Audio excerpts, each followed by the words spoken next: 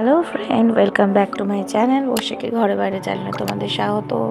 আমি অনেক দিন ধরে তোমাদের ব্লগ দিচ্ছি না, কারণ তোমাদেরও রিয়েকশন সেরকম নেই। আমি চলে গেছিলাম সকাল সকাল পিসির সাথে, কাকির সাথে। আমরা গেছিলাম নৈহাটির ওদিকে, মানে আমার এক রিলেটিভের বাড়িতে। আমার এক বোনের মেয়ের অন্নপ্রাশন হালি শহরে ছিল।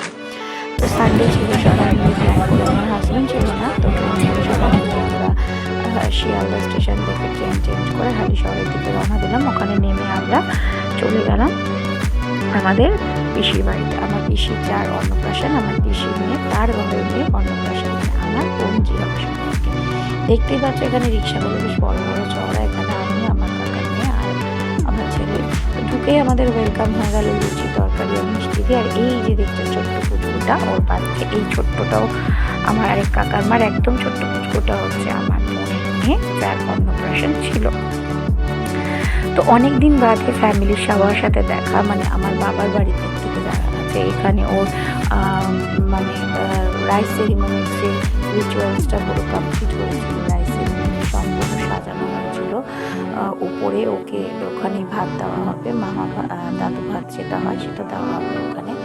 তো অনেক বছর পর আর কি ফ্যামিলির সবার সাথে এক জায়গায় দেখা করা একটা অন্যরকম আনন্দ, অন্যরকম একটা অনুভূতি ছিল।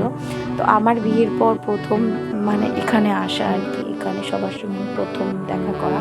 আর ইনি হচ্ছেন আমার এক কাকু, যে ওই পুচকুটাকে, মানে পুচকুটার সম্পর্কে হবে দাদু, ওকে নিয়ে বসে কিছু ফটো চলছিল। এটা হচ্ছে আমার ভীষণ, যে বাচ্চাটাকে, মানে আমার বোনটাকে মুখে ভাত দিচ্ছিল।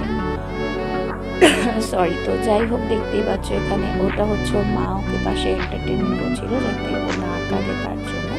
তারপরে কিছু রিচুয়াল সারার পর আমরা বসে পড়লাম টেবিলে খেতে। পড়ে গেছে পাতের মধ্যে পড়ে গেছে ভাত, আর বাটিতেই রয়েছে লেবু লঙ্কা, দিয়েছিল সঙ্গে ভেজ ডাল, খুব ভালো খাওয়া হয়েছিল। আর ঝুড়ি আলু ভাজা, তার সঙ্গে দিয়েছিল ইঁচড় চিংড়ি। আর খেতে খেতে আমাদের অনেকটা বেলা হয়ে গেছিলো, তো খুব বেশি যে খেয়েছি সেটাও বলতে পারবো না। তারপরে ইঁচড় চিংড়ির পর চলে আসলো কাতলা মাছ পোস্ত দিয়ে, যেটাও খেতে অসাধারণ হয়েছিল। প্রত্যেকটা রান্নাবান্না বলার মতন না, খুবই টেস্টফুল হয়েছিল। তারপরে এসেছিল আলু দিয়ে মাটন। তো মাটন আমি স্পেশালি নিইনি, বাট আমার কাজিন নিয়েছিল, ওর থেকে নিয়ে একটুখানি খেয়েছিলাম, বেশ ভালোই হয়েছিল।